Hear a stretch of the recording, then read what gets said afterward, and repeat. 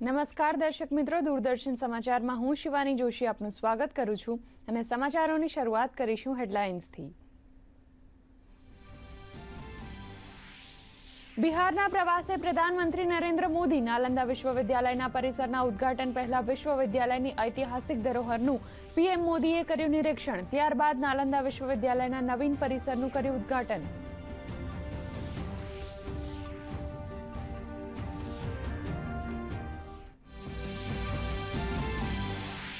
હવે પોસ્ટ ઓફિસની સેવાઓ વધુ જનલક્ષી બનશે। દેશભરમાં નવો પોસ્ટ ઓફિસ એક્ટ 2023 કરાયો લાગુ। જીવનને સરળ બનાવવાના ઉદ્દેશથી દેશના છેવાડાના નાગરિકો સુધી પહોંચશે સરકારી યોજનાનો લાભ। નાગરિક કેન્દ્રિત અને બેન્કિંગ સેવા માટે બનાવાયું છે સરળ કાયદાકીય માળખું। વિધાનસભા ચૂંટણી પહેલા હરિયાણામાં કોંગ્રેસને લાગ્યો મોટો ઝટકો। પૂર્વ મુખ્યમંત્રી બંસીલાલના પુત્રવધુ કિરણ ચૌધરીનું કોંગ્રેસમાંથી રાજીનામું। આજે ભારતીય જનતા પાર્ટીમાં થશે સામેલ।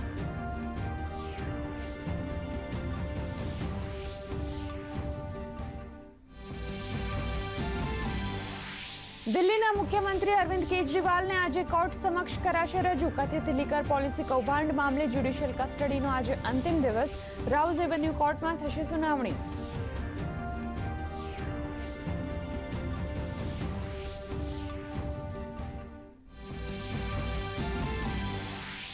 ઉત્તર ભારતમાં આજે હીટવેવની આગાહી। દક્ષિણ અને મધ્ય ભારતમાં વરસાદના કારણે ગરમીથી રાહત। આસામમાં ભારે વરસાદ બાદ પૂરની સ્થિતિ।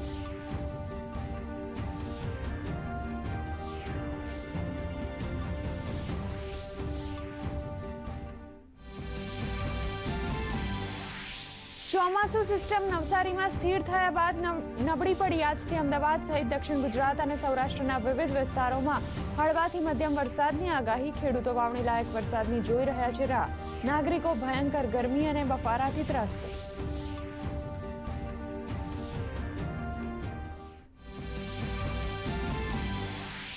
ગાંધીનગરમાં મુખ્યમંત્રી ભૂપેન્દ્ર પટેલની અધ્યક્ષતામાં મળી કેબિનેટની બેઠક। ચોમાસું ખેંચાતા ખેડૂતો માટે સિંચાઈના પાણીની ઉપલબ્ધતા। રાજકોટ આગ મામલો, શાળાઓમાં ફાયર સેફટીના સાધનો સહિત આગામી આયોજનો અંગે ચર્ચા।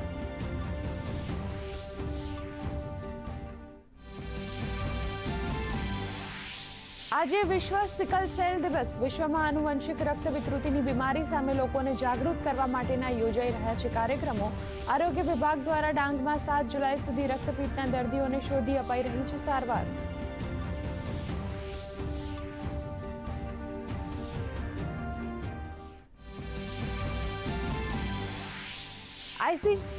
આઈસીસી ટી20 વર્લ્ડ કપમાં આજથી શરૂ થશે સુપર 8નો રોમાંચ। પહેલા મુકાબલામાં અમેરિકા અને દક્ષિણ આફ્રિકા વચ્ચે ટક્કર।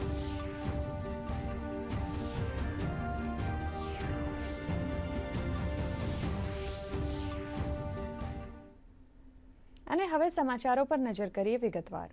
પ્રધાનમંત્રી નરેન્દ્ર મોદી આજે બિહારના પ્રવાસ પર છે, જ્યાં તેમણે નાલંદાના ભગ્નાવશેષની મુલાકાત લીધી હતી। નાલંદા વિશ્વવિદ્યાલયની આ ધરોહરને યુનેસ્કોની વર્લ્ડ હેરિટેજ સાઇટમાં પણ સ્થાન મળી ચૂક્યું છે। આ સાથે જ પ્રધાનમંત્રી નાલંદા વિશ્વવિદ્યાલયના નવનિર્મિત કેમ્પસ નેટ ઝીરો પરિસરનું ઉદ્ઘાટન પણ કર્યું હતું અને વૃક્ષારોપણ પણ કર્યું હતું। આ સમારોહમાં 17 દેશોના મિશન પ્રમુખ સહિત કેટલાક દિગ્ગજો પણ ઉપસ્થિત રહ્યા હતા। પ્રધાનમંત્રીએ સોશિયલ મીડિયા એક્સ પર નાલંદા વિશે જણાવ્યું હતું કે નાલંદાનો આપણા ભવ્ય ભૂતકાળ સાથે ઊંડો સંબંધ છે। આ યુનિવર્સિટી યુવાનોની શૈક્ષણિક જરૂરિયાતોને પૂર્ણ કરવામાં ચોક્કસપણે આગળ વધશે। દેશમાં નવો પોસ્ટ ઓફિસ એક્ટ લાગુ કરવામાં આવ્યો છે। પોસ્ટ ઓફિસ એક્ટ 2023એ પોસ્ટ ઓફિસ એક્ટ 1898નું સ્થાન લીધું છે, જેનો હેતુ નાગરિકોની સેવા અને સરકારી યોજનાઓનો લાભ દરેક નાગરિકો સુધી પહોંચાડવાનો છે। નવા એક્ટમાં પોસ્ટ ઓફિસને પહેલા આપવામાં આવેલ પત્રોને એકઠા કરી સંસાધિત કરવા અને વિસ્તૃત કરવાનો વિશેષ અધિકાર બંધ કરવામાં આવ્યો છે। અધિકતમ શાસન અને ન્યૂનતમ સરકારના લક્ષ્યને વધારો આપવા નવા નિયમોમાં કોઈ દંડાત્મક જોગવાઈ નથી કરવામાં આવી। નવી જોગવાઈમાં એ પણ જણાવવામાં આવ્યું છે કે પોસ્ટ ઓફિસ મહાનિર્દેશકને પોસ્ટ ઓફિસના પ્રમુખ તરીકે પણ નિયુક્ત કરવામાં આવશે। તેમની પાસે સેવાઓની કિંમત અને પોસ્ટ ટિકિટો પર નિયમો બનાવવાના અધિકાર રહેશે। સંસદમાં ગત વર્ષે ડિસેમ્બર 2023માં નવો પોસ્ટ ઓફિસ એક્ટ પસાર કરવામાં આવ્યો હતો। જો વાત કરીએ હરિયાણાની, તો હરિયાણામાં આ વર્ષના અંતમાં વિધાનસભાની ચૂંટણી યોજાવાની છે, પરંતુ તે પહેલા કોંગ્રેસને મોટો ઝટકો લાગ્યો છે. અહીં પૂર્વ મુખ્યમંત્રી બંસીલાલના પુત્રવધુ અને કોંગ્રેસના વરિષ્ઠ નેતા કિરણ ચૌધરી અને તેમની દીકરી શ્રુતિ ચૌધરીએ કોંગ્રેસમાંથી રાજીનામું આપી દીધું છે. આજે તેઓ બંને ભાજપમાં સામેલ થશે. સોશિયલ મીડિયા એક્સમાં કિરણ અને શ્રુતિ બંનેએ કોંગ્રેસ પાર્ટી છોડવાની જાણકારી આપી હતી. કિરણ ચૌધરીએ તેમના રાજીનામા પત્રમાં લખ્યું હતું કે 4 દાયકાઓ સુધી હું કોંગ્રેસ પાર્ટીમાં જોડાયેલ રહી અને મેં બંસીલાલ અને સુરેન્દ્રસિંહની પેઢીને આગળ વધારી, પરંતુ દુઃખ એ વાતનું છે કે હરિયાણામાં કોંગ્રેસમાં મારા જેવા લોકોનો કોઈ અવાજ નથી સાંભળતું. આબકારી નીતિ મામલે મની લોન્ડરિંગ કેસમાં દિલ્હીના મુખ્યમંત્રી અરવિંદ કેજરીવાલની ન્યાયિક ધરપકડનો આજે અંતિમ દિવસ છે.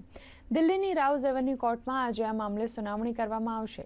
આ પહેલા કોર્ટ દ્વારા 5 જૂનના રોજ કેજરીવાલની ન્યાયિક ધરપકડને 19 જૂન સુધી લંબાવાઈ હતી. કોર્ટે દિલ્હીના મુખ્યમંત્રીની મેડિકલ તપાસ માટેની વચગાળાના જામીન માટેની માંગને ફગાવી દીધી હતી. આપને જણાવી દઈએ કે કેજરીવાલની આ વર્ષે 30 માર્ચના રોજ ધરપકડ કરવામાં આવી હતી. સુપ્રીમ કોર્ટે 10 મેના રોજ તેમને ચૂંટણી પ્રચાર માટે વચગાળાના જામીન આપ્યા હતા. સમગ્ર ઉત્તર ભારતમાં ગરમીએ કહેર વર્તાવ્યો છે. મેદાની વિસ્તારોથી પહાડી વિસ્તાર સુધી ગરમીથી લોકો ત્રસ્ત છે.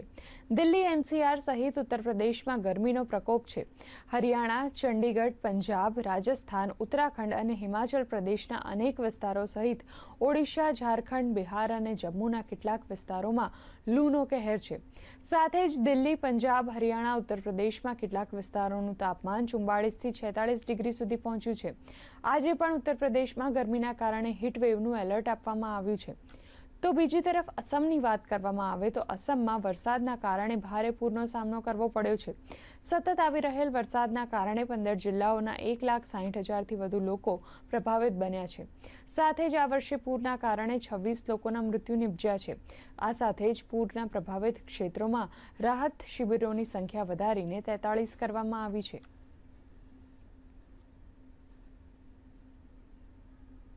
રશિયાના રાષ્ટ્રપતિ વ્લાદિમીર પુતિન 24 વર્ષ બાદ ઉત્તર કોરિયાના પ્રવાસ પર છે.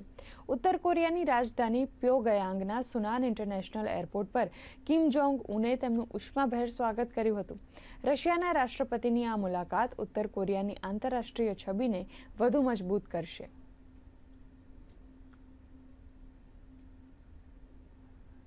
આઈસીસી T20 વર્લ્ડ કપમાં આજે સુપર 8માં અમેરિકા અને દક્ષિણ આફ્રિકા વચ્ચે મુકાબલો થશે. જો વાત કરવામાં આવે તો T20 વર્લ્ડ કપ માટે દરેક ગ્રુપમાંથી ટોચની 2 ટીમોએ સુપર 8 માટે ક્વોલિફાય કરી લીધું છે. ક્વોલિફાય કરનાર ટીમોમાં ભારત, અમેરિકા, ઓસ્ટ્રેલિયા, ઇંગ્લેન્ડ, દક્ષિણ આફ્રિકા, બાંગ્લાદેશ, વેસ્ટ ઇન્ડિઝ અને અફઘાનિસ્તાનનો સમાવેશ થાય છે. જે અંતર્ગત આજે અમેરિકા અને દક્ષિણ આફ્રિકા વચ્ચે એન્ટીગુઆમાં મુકાબલો થશે. આજે સવારે ગાંધીનગર ખાતે મુખ્યમંત્રી ભૂપેન્દ્ર પટેલની અધ્યક્ષતામાં કેબિનેટની બેઠક મળી હતી. આ બેઠકમાં એસઆઈટીની રાજકોટની અગ્નિકાંડ તપાસના તૈયાર થઈ રહેલા રિપોર્ટ બાબતે ચર્ચા થઈ હશે. આગામી 20 જૂનના રોજ સ્પેશિયલ ઇન્વેસ્ટિગેશન ટીમ રાજકોટ આગકાંડ મામલે સરકારને રિપોર્ટ સુપ્રત કરવાની છે. આ ઉપરાંત આજની કેબિનેટમાં રાજ્યમાં વરસાદ ખેંચાતા વર્તમાન સ્થિતિ, સિંચાઈ માટે પાણી, શાળાઓમાં ફાયર સેફટીના સાધનોની જોગવાઈ તેમજ રાજ્ય સરકારના આગામી આયોજનો અને નીતિગત વિષયો પર ચર્ચા હાથ ધરવામાં આવી હતી. જોકે બપોર બાદ બેઠક અંગે સત્તાવાર જાણકારી રાજ્ય સરકારના પ્રવક્તા મંત્રી આપી શકે છે. સરકારના રક્તપિત્ત નાબૂદી અભિયાન અંતર્ગત ડાંગ જિલ્લામાં લોકોના ઘરે ઘરે જઈને માહિતી આપવામાં આવી રહી છે. જિલ્લા આરોગ્ય અધિકારીની સૂચના મુજબ 10 જૂનથી 4 જુલાઈ સુધી રક્તપિત્ત નિર્મૂલન કાર્યક્રમ અંતર્ગત દર્દીઓને શોધીને તેમની સારવાર કરવામાં આવી રહી છે.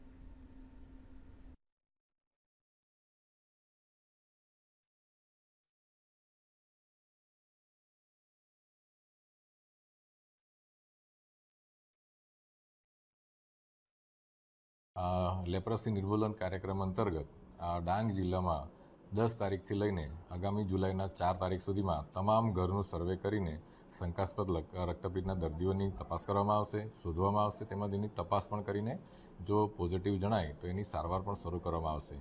અત્યાર સુધીના થયેલા કામગીરીમાં એક નવા રક્તપિત્તનો દર્દી અત્રે શોધાયેલ છે, જેને તુરંત જ સારવાર આપવામાં આવેલી છે.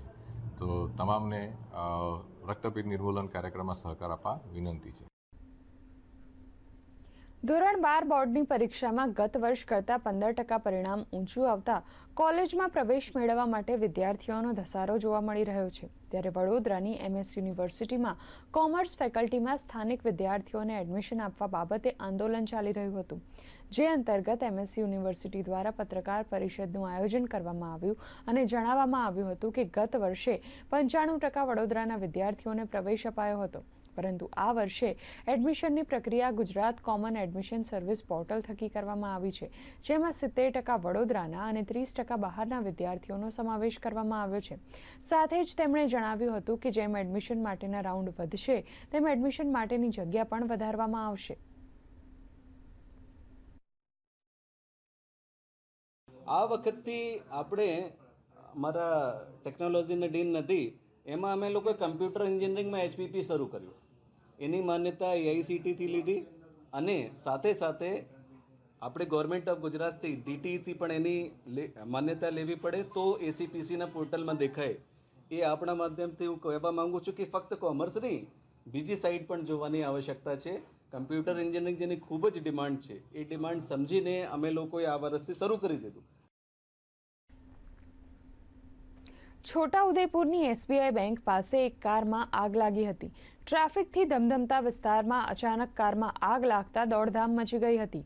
જોકે કારમાં સવાર વૃદ્ધ પતિ પત્નીને સુરક્ષિત રીતે બહાર કાઢી લેવાયા હતા. વૃદ્ધ દંપતી કારમાં ગેસની બોટલ ભરાવા જઈ રહ્યું હતું. એ સમયે અચાનક જ આગ લાગી હતી. જોકે ફાયર વિભાગે આગ પર કાબુ મેળવ્યો હતો.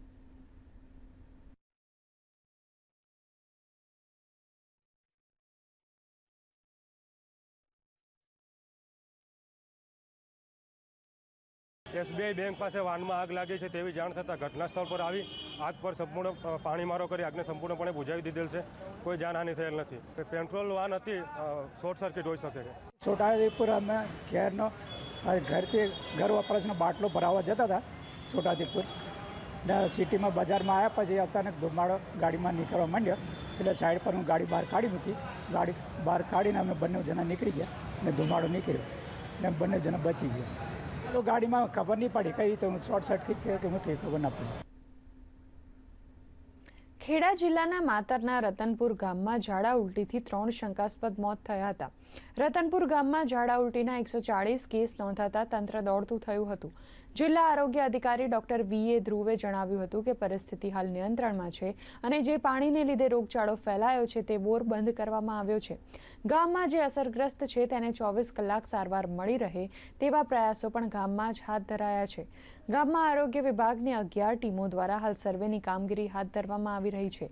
તેમજ અસરગ્રસ્તોના ઘરે ORSના પાઉચ સહિત ક્લોરીનયુક્ત પાણી આપવામાં આવી રહ્યું છે. તો બીજી તરફ 3 શંકાસ્પદ મોત મામલે પૂછાતા તેમણે આ બાબતે કહ્યું કે એક વ્યક્તિનું મોત ઝાડા ઉલટીના કારણે થયું છે અને અન્ય 2 વ્યક્તિઓના મોતના કારણ અંગેની તપાસ ચાલુ છે. તો માતરના ધારાસભ્ય કલ્પેશ પરમારે પણ ગામની મુલાકાત લઈને સમગ્ર પરિસ્થિતિ અંગે માહિતગાર થયા હતા. દરમિયાન ગ્રામજનોની રજૂઆત સાંભળી હતી અને ગામમાં પાણીનો સ્ત્રોત એવા 4 બોર અને 1 આરોના નમૂના લેવાયા છે. આ કેસીસ બન્યા છે અને આરોગ્ય તંત્ર તેમજ વહીવટી તંત્ર અને સ્થાનિક પ્રશાસન એની અંદર ખડા પગે કામગીરી કરી રહ્યો છે અને સ્થિતિ નિયંત્રણમાં છે. પેશન્ટોને પણ મળ્યા. સ્ટાફ જે અમારો પ્રાંત અધિકારી હતા એ મામલતદાર TDO આરોગ્ય વિભાગના અધિકારીઓ સાથે ગામનો મુલાકાત લઈ તપાસ કરતા આજે કંટ્રોલમાં હોય પણ 2 દિવસથી રોગચાળાની વાત મળી એટલે આજે 140 પેશન્ટોની સારવાર ચાલુ છે અને એમાંથી એક ખેડા સિવિલની અંદર એક્સપર્ટ થઈ ગયેલું અને બીજા 2 પ્રાઇવેટની અંદર, એક ઘરન અને એક પ્રાઇવેટમાં, એમ 3 માણસોનું એક્સપર્ટ થયા મૃત્યુ થયું છે. હાલ કંટ્રોલમાં. ગાંધીનગર મહાનગરપાલિકાની ગઈકાલે સામાન્ય સભા મળી હતી, જેમાં મેયર તરીકે ward number 10ના councillor Miraben Patel તેમજ ડેપ્યુટી મેયર તરીકે વોર્ડ નંબર 1ના કાઉન્સિલર નટવરજી ઠાકોરની સર્વાનુમતે પસંદગી કરવામાં આવી હતી. ગાંધીનગર મહાનગરપાલિકાની સામાન્ય સભામાં શાસક પક્ષના 43 સભ્યો દ્વારા આ પસંદગી કરવામાં આવી હતી. તો સ્ટેન્ડિંગ કમિટીના ચેરમેન તરીકે ગૌરાંગ વ્યાસની નિમણૂક કરાઈ છે તેમજ દંડક તરીકે સેજલ પરમારની પસંદગી કરવામાં આવી છે.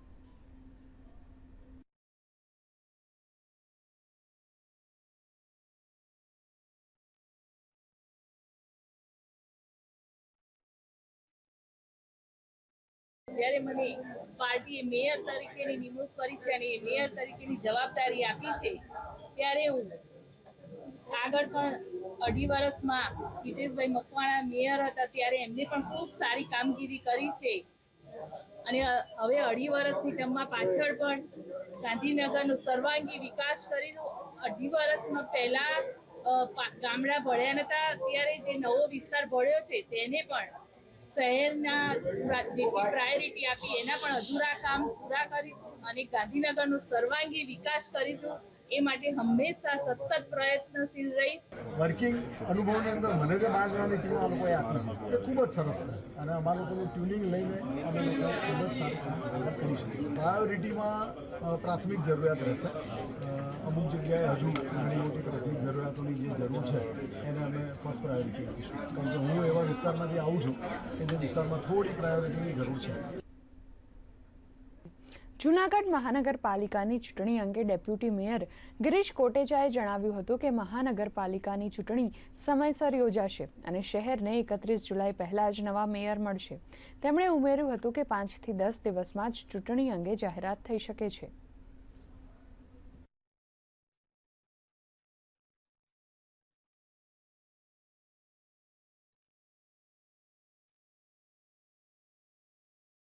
જુલાઈ એટલે 31 જુલાઈ સુધીમાં નવા મેયર બેસી જવા જોઈએ.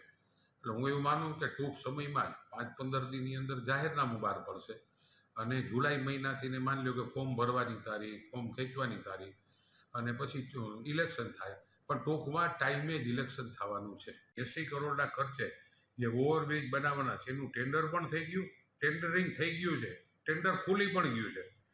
માત્ર પ્રોસિજર કરવાની. હવામાન વિભાગ દ્વારા આજથી રાજ્યમાં વિવિધ જિલ્લાઓમાં હળવાથી મધ્યમ વરસાદની આગાહી કરવામાં આવી છે. આજે દક્ષિણ ગુજરાતના તમામ જિલ્લાઓમાં છૂટો છવાયો વરસાદ થવાની આગાહી છે, તો ઉત્તર ગુજરાત અને સૌરાષ્ટ્રમાં પણ કેટલાક જિલ્લાઓમાં વરસાદની આગાહી કરવામાં આવી છે. હવામાન વિભાગના વૈજ્ઞાનિક રામાશ્રય યાદવે જણાવ્યું હતું કે હાલમાં રાજ્યમાં ચોમાસું નવસારી સુધી પહોંચ્યું છે, જો કે અહીંથી ગુજરાતમાં ચોમાસાની સિસ્ટમ નબળી પડી છે. તો બીજી તરફ ચોમાસાના આગમન પૂર્વે state emergency operation centre Gandhinagar ખાતે વેધર વોચ ગ્રુપની બેઠક યોજાઈ હતી, જેમાં વરસાદની સ્થિતિ અંગે સમીક્ષા કરવામાં આવી હતી.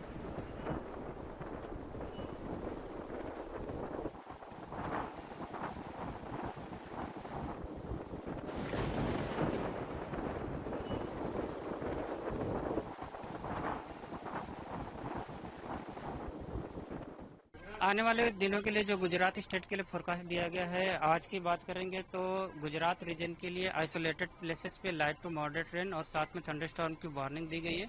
और जो डिस्ट्रिक्ट है जहां पे आइसोलेटेड प्लेसेस पे लाइट टू मॉडरेट रेन और साथ में थंडरस्टॉर्मिंग की वार्निंग दी गई है आज के लिए गुजरात रीजन के, वह अहमदाबाद, पंचमहल, दाहोद और साउथ गुजरात के सारे डिस्ट्रिक्ट कवर हैं, जहां पर आइसोलेटेड प्लेसेस पे लाइट टू मॉडरेट रेन और साथ में थंडरस्टॉर्म की वार्निंग दी गई. और डे 2, डे 3 और डे 4 की बात करेंगे तो जहां पर आइसोलेटेड प्लेसेस पे लाइट टू मॉडरेट रेन और साथ में थंडरस्टॉर्म की वार्निंग दी गई, वो डिस्ट्रिक्ट है पंचमहल, दाहोद और महिसागर.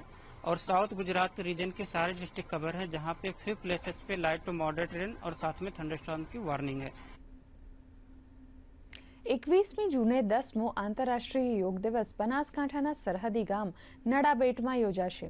બીએસએફ અને રાજ્ય સરકારના સહઆયોજનમાં રાજ્યકક્ષાના કાર્યક્રમનું આયોજન કરવામાં આવ્યું છે. મુખ્યમંત્રીની અધ્યક્ષતામાં મળેલી બેઠકમાં તૈયારી અંગે સમીક્ષા કરવામાં આવી હતી. બેઠકમાં રમતગમત રાજ્યમંત્રી હર્ષ સંઘવી અને યોગ બોર્ડના અધ્યક્ષ હાજર રહ્યા હતા. રાજ્યભરમાં 312 સ્થળોએ યોગ દિવસના કાર્યક્રમો યોજાવાના છે.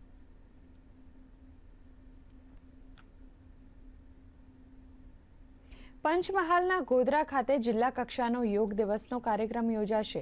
તે અંગે જિલ્લા કલેક્ટર આશીષ કુમારે જણાવ્યું હતું કે સુપ્રસિદ્ધ યાત્રાધામ પાવાગઢ ખાતે આઇકોનિક યોગ કાર્યક્રમ યોજવામાં આવશે, જેના માટે તમામ પ્રકારની સમિતિઓની રચના કરવામાં આવી છે. સાથે જ જિલ્લા વહીવટીતંત્ર દ્વારા જિલ્લાની તમામ સામાજિક સંસ્થાઓ, શૈક્ષણિક સંસ્થાઓને યોગ દિવસની ઉજવણીમાં જોડાવા માટે આહવાન કરવામાં આવ્યું છે, જેના માટેની તમામ તૈયારીઓ પૂર્ણ કરી દેવામાં આવી છે. સ્વયં અને સમાજ માટે યોગ આ સૂત્ર સાથે જ્યારે 10મો આંતરરાષ્ટ્રીય યોગ દિવસની ઉજવણી 21મી જૂનના રોજ થનાર છે, ત્યારે પંચમહાલ જિલ્લાની વાત કરું તો આપનું આયોજન અને તૈયારીઓ આ સંદર્ભે પૂર્ણ થઈ ગઈ છે. પંચમહાલ જિલ્લામાં જિલ્લા કક્ષાનું કાર્યક્રમ પોલીસ પરેડ ગ્રાઉન્ડ ખાતે થનાર છે. એની સાથે સાથે દરેક તાલુકામાં તાલુકા કક્ષાનું 7 કાર્યક્રમો રહેશે અને આઇકોનિક સ્થળ પાવાગઢ ઉપર પણ એક ખાસ કાર્યક્રમનું તે દિવસે આયોજન કરીશું. ગુજરાતના ખેડૂતો પરંપરાગત ખેતી નહીં પણ આધુનિક ખેતી તરફ વળ્યા છે. સૌરાષ્ટ્રમાં અનેક પ્રગતિશીલ ખેડૂતો આધુનિક ખેતી પદ્ધતિથી પાક લેતા થયા છે. અમરેલીના પ્રગતિશીલ ખેડૂત નવનીતભાઈ લાખાણી વર્ષોથી હળદરની ખેતી કરે છે. એટલું જ નહીં પણ 12 માસ લીલી હળદર અને સૂકા પાવડરને પ્રોસેસ પ્રક્રિયાથી અલગ કરી 400 થી 500 રૂપિયા પ્રતિ કિલોના ભાવે વેચાણ કરી સારી કમાણી કરી રહ્યા છે. નવનીતભાઈ પ્રાકૃતિક ગાય આધારિત ઓર્ગેનિક ખેતી કરે છે, જેથી તેમના હળદર પાવડરની માંગ ખૂબ રહે છે.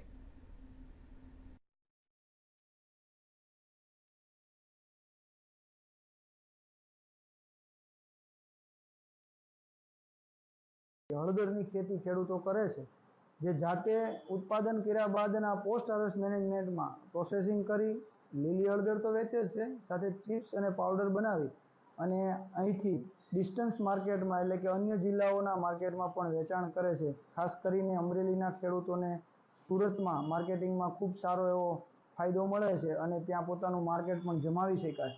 અમે હળદરનું વાવેતર ચોમાસા પહેલાં 15 દિવસે મહિને કરીએ છીએ અને વાવેતર કર્યા પછી એને જે કાચી પણ માર્કેટમાં આપીએ છીએ, ઓર્ગેનિક માર્કેટમાં, પ્રાકૃતિક માર્કેટમાં, અને પાવડર કરી અને પ્રોસેસ કરી અને વેચાણ કરીએ છીએ. સુરત જિલ્લાના માંડવી તાલુકાના બલેઠી ગામના ખેડૂત વાલજીભાઈ ચૌધરીએ 7 વર્ષથી પ્રાકૃતિક ખેતી કરીને સફળતાનો ઉત્તમ દાખલો બેસાડ્યો છે. તેમણે જણાવ્યું હતું કે તેઓ નજીવા ખર્ચમાં એક જ જમીનમાં 20થી વધુ પ્રકારના પાકોનું ઉત્પાદન લઈને વાર્ષિક ₹12 લાખથી વધુની આવક મેળવી રહ્યા છે. તેમણે ફળોના વાવેતરની સાથે શાકભાજીનું પણ વાવેતર કર્યું છે, તો જુવાર, બાજરી, મકાઈ જેવા ધાન્ય પાકનું પણ વાવેતર કર્યું છે. આ પ્રકારના સામૂહિક પાકથી ઉત્પાદન વધુ અને ખર્ચ ઓછો આવે છે. વાલજીભાઈએ ઉમેર્યું હતું કે પ્રાકૃતિક ખેતીથી પાણીની બચત થાય છે. આ ઉપરાંત જમીનની ભેજ સંગ્રહ શક્તિ પણ વધે છે. પરિણામે જમીન સુકાતી નથી અને દર વર્ષે સારો પાક મેળવી શકાય છે.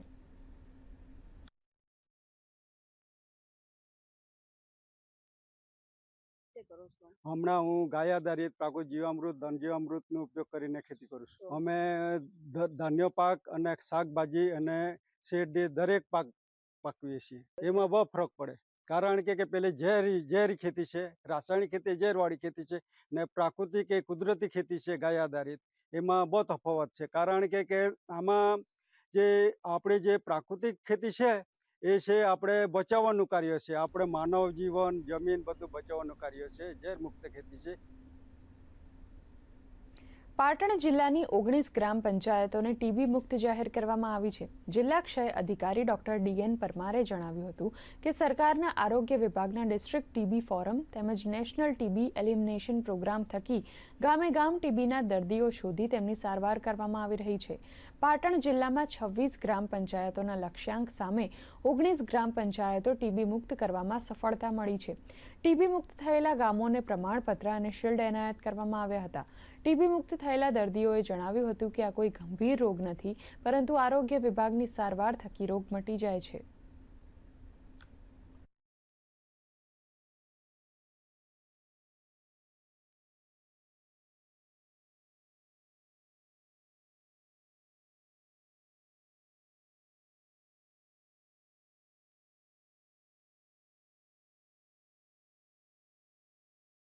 માનનીય મોદી સાહેબે 2022માં વારાણસી ખાતે એક આહવાન કરેલું કે આપણા સમગ્ર ભારતને ટીબી મુક્ત ભારત અભિયાન અંતર્ગત 2025ની અંદર ટીબી મુક્ત ભારત કરવા માટે તેઓએ આહવાન કર્યું. તેના અંતર્ગત અમારા પાટણ જિલ્લા ખાતે અમોએ કુલ મળીને 19 ગ્રામ પંચાયતોને ટીબી મુક્ત ગ્રામ પંચાયત વર્ષ 2023માં અમે જાહેર કરેલી છે અને અમારો વર્ષ 2024માં પણ આ તમામ 19 સિવાય પણ અન્ય ગ્રામ પંચાયતને ટીબી મુક્ત ગ્રામ પંચાયત કરવા માટે અમારો તમામ સ્ટાફ અને જિલ્લા વહીવટી તંત્ર ખાતે અમે ખૂબ જ સઘન પ્રયત્નથી કામગીરી કરીશું. પોરબંદરના ઓડદરના દરિયા કિનારેથી રૂપિયા 2.28 લાખનું 8 કિલો 192 ગ્રામ ચરસ મળી આવ્યું છે. તાજેતરમાં જ દ્વારકાના દરિયા કિનારેથી સતત ચરસના પેકેટ મળી આવે છે, ત્યારે સર્ચ ઓપરેશન દરમિયાન પોરબંદર પોલીસને ઓડદરના દરિયા કિનારેથી ચરસના 6 જેટલા પેકેટ મળી આવ્યા છે. પોરબંદરથી એએસપી સાહિત્ય વીએ માછીમારોને અપીલ કરતા જણાવ્યું કે માછીમાર ભાઈઓને કોઈપણ શંકાસ્પદ કે બિનવારસી વસ્તુ મળી આવે તો પોલીસ કંટ્રોલ રૂમમાં તથા ટોલ ફ્રી નંબર પર જાણ કરવાનું જણાવ્યું.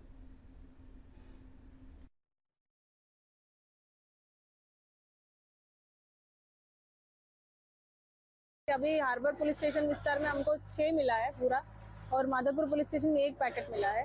ये सभी एक ही टाइम में नहीं पकड़ा हुआ है. ग्रेजुअली जब ये पेट्रोलिंग करते हुए एसओजी को मिला है कि एक करके हशीश उसका नाम है, चरस भी बोलते हैं उसको, वो 7 पैकेट मिला है. एक पैकेट में 1 kg का मुद्दा माल है उसमें.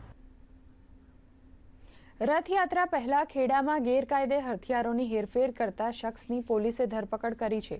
સેવાલિયા જૂની ચેકપોસ્ટ પર વાહન ચેકિંગ દરમિયાન બડવાણીથી અમદાવાદ જતી એસટી બસમાં એક શખ્સ પાસેથી દેશી બનાવટની 2 પિસ્તોલ અને 8 નંગ જીવતા કારતૂસ મળી આવ્યા હતા. આરોપી પાસેથી 59,000 રૂપિયાની રોકડ રકમ પણ મળી આવી હતી. હાલ તો પોલીસે આરોપી વિરુદ્ધ આર્મ્સ એક્ટ હેઠળ ગુનો નોંધીને આગળની કાર્યવાહી કરી છે. પાવાગઢમાં જૈન પ્રતિમાઓ ખંડિત થતા રાજકોટમાં કલેક્ટરને આવેદનપત્ર આપવામાં આવ્યું હતું, જેમાં તેમણે જૈન પ્રતિમાઓ પુનઃસ્થાપિત કરવાની માંગ કરી હતી. સાથે જ પાવાગઢ જ નહીં પરંતુ સમગ્ર દેશના જૈન તીર્થંકરોને સરકાર દ્વારા સુરક્ષિત રાખવામાં આવે તેવી માંગણી પણ કરી હતી.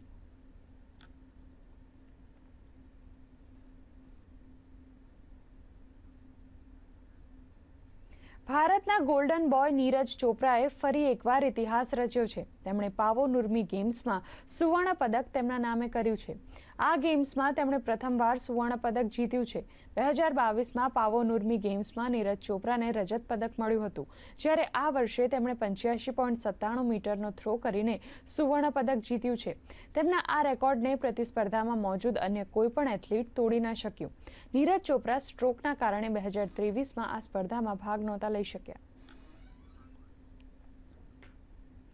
મજબૂત વૈશ્વિક સંકેતો, ફિન્ચ રેટિંગ્સ તેમજ અમેરિકન ફેડ રિઝર્વે વ્યાજદરના ઘટાડાના આપેલા સંકેતોના કારણે આજે ભારતીય શેર બજારમાં સતત તેજીનો ટ્રેન્ડ જળવાઈ રહ્યો છે. આજે સેન્સેક્સ 118 પોઈન્ટના વધારા સાથે 77,419 પર ખુલ્યો હતો, જ્યારે નિફ્ટી 23 પોઈન્ટ વધી 23,580ના સ્તરે ખુલ્યો હતો. જોકે સવારના 1 કલાકના કારોબારી સેશન બાદ શેર માર્કેટમાં 260 પોઈન્ટનું ગાબડું જોવા મળ્યું. ટાટા મોટર્સ, બજાજ ફાઇનાન્સ, ટાટા સ્ટીલ, પાવર ગ્રીડ, સન ફાર્મા, ટીસીએસ, ટાઇટન સહિતના શેર્સમાં કડાકો જોવા મળ્યો હતો, જ્યારે આઈસીઆઈસીઆઈ બેંક, એચડીએફસી બેંક સહિત બેન્કિંગ સેક્ટરના મોટાભાગના શેર્સમાં તેજીની ચાલ જોવા મળી હતી. આ સાથે જ આ બુલેટિન અહીં સમાપ્ત થાય છે. નમસ્કાર.